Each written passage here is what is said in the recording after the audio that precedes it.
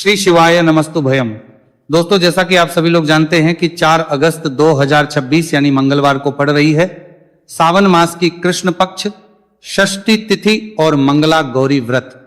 और दोस्तों, यह वह तिथि है जो सावन मास में पड़ने वाली सबसे बड़ी तिथि है, क्योंकि यह मंगलवार के दिन पड़ रही है और इसका बहुत ही बड़ा और विशेष महत्व होता है।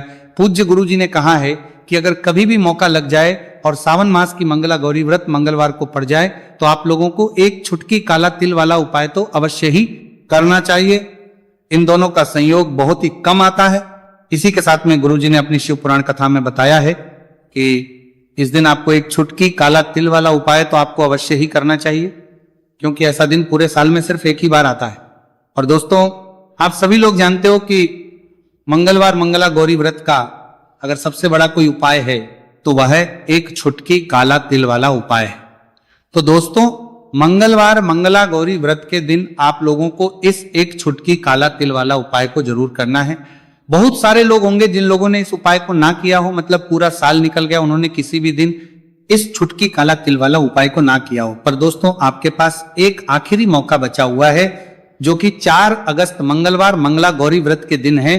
इस दिन आप लोगों को इस वाले उपाय को जरूर कर लेना है। भले ही आपने पूरे महीने भर इस उपाय को ना किया हो, पर अगर आपने इस महीने के मंगलवार मंगला गौरी व्रत के दिन अगर इस वाले उपाय को कर लिया तो आपको इस उपाय को करने का वह फल मिलेगा जिसकी आपने कभी कल्पना भी नहीं करी होगी। इसीलिए आप लोग इस वाले उपाय को एक बार जरूर कर लेना है, ताकि आप लोगों के हाथ से ये मौका ना जा सके और आपको इस उपाय को करने का फल मिल सके।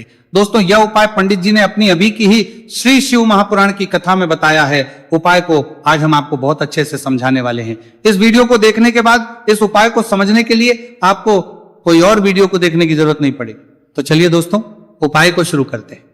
देखिए, ये इस सावन मास के मंगलवार मंगला गौरी व्रत के दिन ये इतना खास होता है, इतना महत्वपूर्ण होता है, देखा गया है। कभी कभी बड़े बड़े पूजा पाठ अनुष्ठान से जो मनोकामना पूर्ण नहीं होते, वो सावन मास की मंगलवार मंगला गौरी व्रत के दिन एक छोटे से उपाय करने से ही आपकी मनोकामना पूर्ण हो है। और बहुत सारे लोगों ने इस उपाय को किया भी है और उनको इस उपाय को करने का फल भी जरूर मिला है। अगर आप लोग भी इस उपाय को करना चाहते हैं तो आप इस उपाय को पहले अच्छे से समझ लेना, सुन लेना, उसके बाद करना। आपको इस उपाय का फल जरूर मिलेगा। और इस उपाय को कर लेने से आपके घर में चाहे किसी भी प्रकार की दुहक और समस्या क्यों ना चल रही हो, आपको उसका कारण भी नहीं पता है कि भाई ये समस्या किस कारण से चल रही है। उसका कुछ भी कारण हो सकता है, जैसे पितृदोष हो सकता है या किसी भी तरह का मंगल दोष भी हो सकता है। तो इस दिन आप लोगों को ये वाला उपाय कर लेना है। ये एक ऐसा उपाय है जिस उपाय को अगर किसी विशेष दिन पर किया जाए तो भाई उस विशेष दिन का जो है वह तो हमें मिलता ही मिलता है, पर हमने उस दिन पर इस उपाय को किया है तो हमें उससे भी बड़ा फल मिलता है और फल बहुत जल्दी मिलता है, क्योंकि आप इस उपाय को बहुत ही बड़े और विशेष दिन पर रहे हो। तो चलिए अब उपाय के बारे में बात करते हैं, लेकिन उससे पहले आप लोगों को यह जानना आवश्यक है कि आखिर ये उपाय किस समय करना है, किसको करना है और कैसे करना है। तो चलिए हम आगे आपको वीडियो में एक एक करके बता देते हैं। लेकिन उससे पहले अगर आप लोग हमारे चैनल पर पहली बार आए हैं या फिर मेरी आवाज आज पहली बार सुन रहे हैं तो हमारे चैनल को सब्सक्राइब जरूर कर लेना और इस वीडियो को लाइक करके कमेंट बॉक्स में श्री शिवाय नमस्तु भयम ओम नमः शिवाय जरूर टाइप कर देना। तो दोस्तों, इस एक छुटकी काला तिल वाला उपाय को हमें इस मंगलवार मंगला गौरी व्रत के दिन कैसे करना है, किसको करना है, किस समय करना है और कहां पर करना है, ये सारे सवालों के जवाब आपको इस वीडियो में मिल जाएंगे। और जो ये वीडियो देखेगा भाई, उसको एक छुटकी काला तिल वाला उपाय जरूर करना चाहिए, क्योंकि इस दिन काला तिल का भी बहुत ही बड़ा और विशेष महत्व होता है। और बात आ जाए एक छुटकी काला तिल वाला उपाय की, तो ये सोने पे सुहागा वाली बात हो जाती है और ये एक बहुत ही बड़ा उपाय हो जाता है इस मंगलवार मंगला गौरी व्रत का। तो अब दोस्तों, इस एक छुटकी काला तिल वाला उपाय को आखिर करना किसको है, सबसे पहले हम लोग वो बात जान लेते हैं। तो देखो, घर की जो बड़ी माताएं बहनें होती हैं, उन माताओं बहनों में से कोई भी एक बड़ी माता बहन इस वाले उपाय को कर सकती है। और दोस्तों, अगर आप तो अपने घर में से सभी सदस्यों को भी इस उपाय को करवा सकते हैं। अगर किसी व्यक्ति की खुद की कोई मनोकामना है, खुद की कोई दुख और परेशानी है जो कि वो अपने लिए ही करना चाहता है इस वाले उपाय को, तो वह खुद अपने लिए भी कर सकता है। बाकी अगर कोई घर में से ऐसा है जो कि अपने पूरे घर परिवार की सुख और शांति के लिए ये वाला उपाय करना चाहता है तो भाई वो भी कर सकता है, उसमें भी कोई दिक्कत वाली बात नहीं है। कहने का मतलब है कि इस उपाय को हर एक सदस्य भी कर सकता है और पूरे घर परिवार के सदस्य के लिए घर की बड़ी माताओं बहनों में से कोई एक माता बहन भी कर सकती है। माताएं बहनें अगर घर में उपस्थित ना हो या वो ये वाला उपाय ना कर पा रही हो तो फिर घर का कोई बड़ा सदस्य भी इस एक छुटकी काला तिल वाला उपाय को कर सकता है, चाहे फिर वह पुरुष ही क्यों ना हो, उसमें कोई भी दिक्कत वाली बात नहीं है। उसके बाद में दोस्तों जो अगला प्रश्न निकल आता है वो यह आता है इस उपाय को लेकर कि आखिर इस उपाय को हमें किस समय करना है, सुबह के समय करना है कि शाम के समय करना है। तो देखो इस वाले उपाय को आप लोग सुबह के समय भी कर सकते हो और शाम के समय प्रदोष काल में भी कर सकते हो। अब अगर आप पूछो कि भाई साहब सबसे उत्तम समय कौन सा रहेगा इस एक छुटकी काला तिल वाला उपाय को करने का, तो हम आपसे बस यही कहेंगे कि इस उपाय को आप सुबह के समय करेंगे तो ज्यादा बेहतर होगा। बाकी अगर प्रदोष काल शाम के समय भी करेंगे तो भी अच्छा होगा, उसमें कोई भी दिक्कत वाली बात नहीं है। तो अब दोस्तों जो अगली सबसे बड़ी और महत्वपूर्ण बात आती है वो ये आती है कि सुबह अगर हम उपाय को करेंगे तो हमें कितने बजे से लेकर कितने बजे तक के बीच में करना है, और शाम के समय प्रदोष काल में करेंगे तो हमें कितने बजे से लेकर कितने बजे के बीच में करना है। तो देखो सुबह जितनी जल्दी हो सके आप उपाय को करने की कोशिश करना कि अगर किसी कारणवश लेट भी हो जाओ, थोड़ी देर भी हो जाए तो 10 या 11 बजे तक भी आप उपाय कर लेना, पर 12 बजे से ज्यादा देरी ना हो, ठीक है, इस बात का ध्यान रखना। उसके बाद में दोस्तों अगर शाम के समय प्रदोष काल की बात करें, प्रदोष काल का जो समय है होता है वो शाम के 6 बजे से शुरू हो जाता है, मतलब शाम के 6 बजे से लेकर 7 बजे के बीच का जो समय होता है ये समय प्रदोष काल का समय होता है।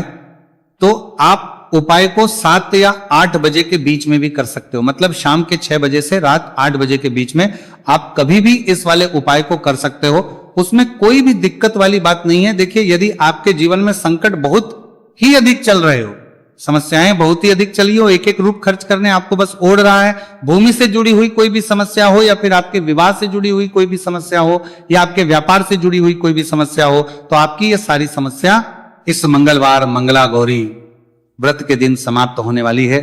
तो चलिए दोस्तों जानते हैं उस विशेष उपाय के बारे में।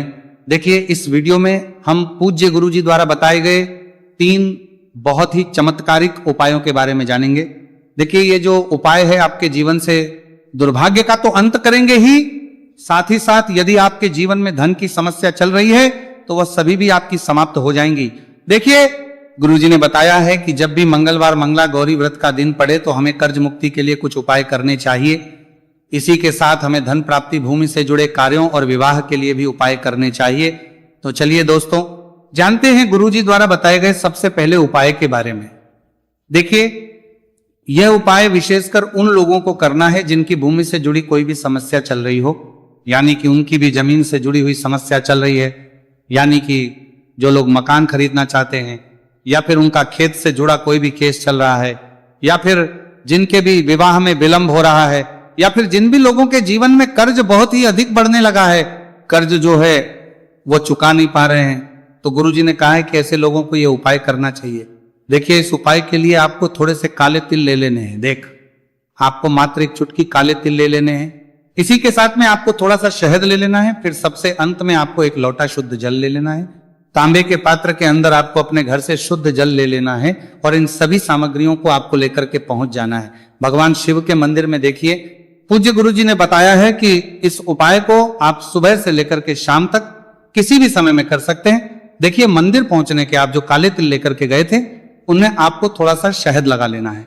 देखिए आप जो शहद लेकर के आए हैं उस शहद में आपको ये काले तिल अच्छे से डुबो देना है और शहद से युक्त ये जो काले तिल हैं इन्हें आपको शिवलिंग पर अर्पित कर देने हैं, या फिर आपको शिवलिंग के चारों तरफ अच्छे से काले तिल का लेपन कर देना है।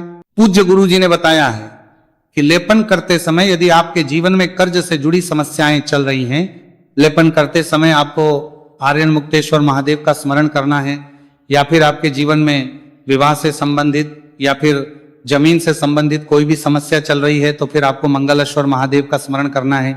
इसके बाद जो आप जल लेकर के आए हैं उसे आपको धीरे धीरे शिवलिंग पर अर्पित कर देना है तथा आपको लगातार शिव महापुराण के मूल मंत्र श्री शिवाय नमस्तुभयम इस मंत्र का जाप करते रहना है। पूज्य गुरु जी ने बताया है कि सिर्फ एक मंगलवार मंगला गौरी व्रत यह उपाय करके देखना और आप स्वयं देखेंगे कि 2 से 3 महीने के अंदर आपके जीवन से जुड़ी हुई जो भी समस्याएं हैं, बस सभी समस्या बहुत ही जल्द महादेव की कृपा से दूर होने लगेगी। तो दोस्तों, इस प्रकार से आपको यह पहला उपाय ना है। अब हम जानते हैं दूसरे विशेष उपाय के बारे में। देखिए, इस उपाय के लिए आपको एक प्यारी सी बेलपत्र ले लेनी है, इसी के साथ में एक लोटा शुद्ध जल लेना है तांबे के पात्र के अंदर, और इसी के साथ में आपको थोड़ा सा शहद ले लेना है। देखिए, मंगलवार का दिन है और मंगलवार मंगला गौरी व्रत के दिन यदि हम शहद का उपाय करते हैं तो इससे महादेव हमसे बहुत ही अधिक प्रसन्न होकर के हमारी मनोकामना को परिपूर्ण करते हैं। देखिए दोस्तों, यदि आपको बेलपत्र नहीं मिल पाती है तो आप भगवान शिव के शिवलिंग पर जो बेलपत्र छड़ी हुई होती है उसे शुद्ध जल से धो करके उसका उपयोग कर सकते हैं। तो इन सभी सामग्रियों को आपको भगवान शिव के मंदिर में लेकर के पहुंच जाना है। गुरुजी ने कहा है कि इस उपाय को भी आप सुबह से लेकर के शाम तक किसी भी समय में कर सकते हैं।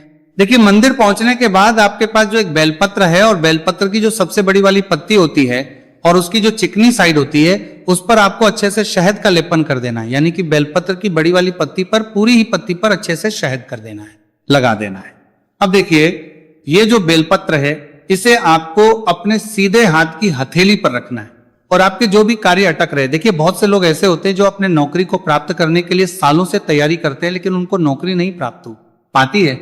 बहुत से ऐसे लोग होते हैं जो बहुत ही मेहनत करते हैं, धन भक्ति के लिए बहुत अधिक प्रयास करते हैं, लेकिन फिर भी उनको धन प्राप्त नहीं हो पाता है। तो गुरुजी ने बताया है कि जब भी आपको अपने कार्यों में सफलता ना मिले तो फिर आपको मंगलवार के दिन इस उपाय को अवश्य करना चाहिए। देखिए, अब आपको जिस भी कार्य में सफलता प्राप्ति करनी है उस कार्य को सफल बनाने के लिए आपको महादेव से प्रार्थना कर लेनी है और फिर ये जो एक बेलपत्र है इसे आपको भगवान शिव के शिवलिंग पर अर्पित कर देनी है। देखिए, बेलपत्र की चिकनी साइड जिस पर आपने शहद लगाए हैं वो शिवलिंग से स्पर्श रहेगी और इसकी जो डंडी है वो आपको जलाधारी की ओर रखनी है। इस प्रकार से आपको यह बेलपत्र अर्पित कर देनी है। अब देखिए, आप जो एक लोटा जल लेकर के आए हैं उसे आपको भगवान शिव के शिवलिंग पर धीरे धीरे अर्पित कर देना है। श्री शिवाय नमस्तुभयम इस मंत्र का जाप करते हुए देखिए, जैसे ही यह जल शिवलिंग से होकर के जलाधारी की ओर बह करके आएगा तो इसे आपको थोड़ा सा अपने सीधे हाथ की हथेली में झेल लेना है। इस जल को आपको अपनी दोनों आंखों पर लगा लेना है और इस जल का थोड़ा सा छिड़काव आपको अपने शरीर पर कर लेना है। पूज्य गुरु जी ने बताया है कि जब भी हम मंगलवार के दिन शहद वाली बेलपत्र शिवलिंग पर अर्पित करते हैं तो इससे हमें महादेव हर कार्य में सफलता प्राप्त करवाते हैं। यदि हमें अपनी मेहनत करने के बावजूद भी पर्याप्त मात्रा में सफलता नहीं मिल पा रही है तो गुरु जी ने कहा है कि आपको मंगलवार मंगला गौरी व्रत के दिन यह चमत्कारिक उपाय अवश्य ही कर लेना है। अब दोस्तों, हम जान लेते हैं गुरु जी द्वारा बताए गए तीसरे विशेष उपाय के बारे में।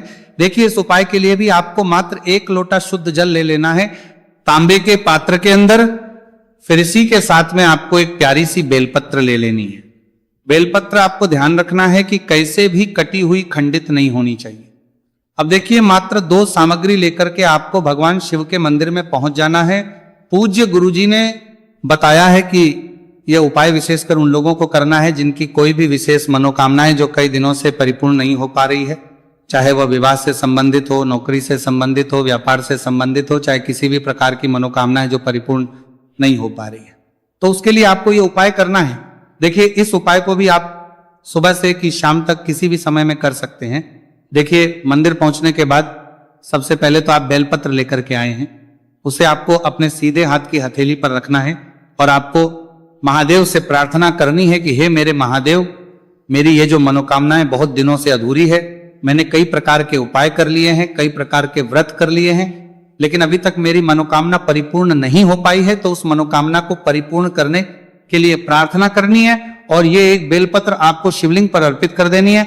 देखिए, बेलपत्र की जो चिकनी साइड है वो शिवलिंग से स्पर्श रहेगी और इसकी जो है वो आपको जलाधारी की ओर रखनी है। इस प्रकार से आपको ये बेलपत्र अर्पित कर देनी है। इसी प्रकार से आपको ये बेलपत्र अर्पित करनी है। अब देखिए, आप जो एक लोटा शुद्ध जल लेकर के आए हैं इसे आपको धीरे धीरे शिवलिंग पर अर्पित कर देना है। इस मंत्र का जाप करते हुए देखिए, जल अर्पित करते हुए आपको कम से कम 11 बार श्री शिवाय नमस्तुभयम या फिर ओम नमः शिवाय इस मंत्र का जाप कर लेना है। पूज्य गुरु जी ने बताया है कि जो भी व्यक्ति 4 अगस्त मंगलवार मंगला गौरी व्रत के दिन शिवलिंग के सामने इस उपाय को करता है तो उसकी जो भी मनोकामना है वह महादेव की कृपा से निश्चित ही परिपूर्ण हो जाती है। तो दोस्तों, ये थे पूज्य गुरु जी द्वारा बताए गए कुछ बहुत ही खास उपाय। अगर आपको जानकारी अच्छी लगी हो तो वीडियो लाइक करिएगा। मिलते हैं फिर एक नए वीडियो के साथ। श्री शिवाय, नमस्तु भयम।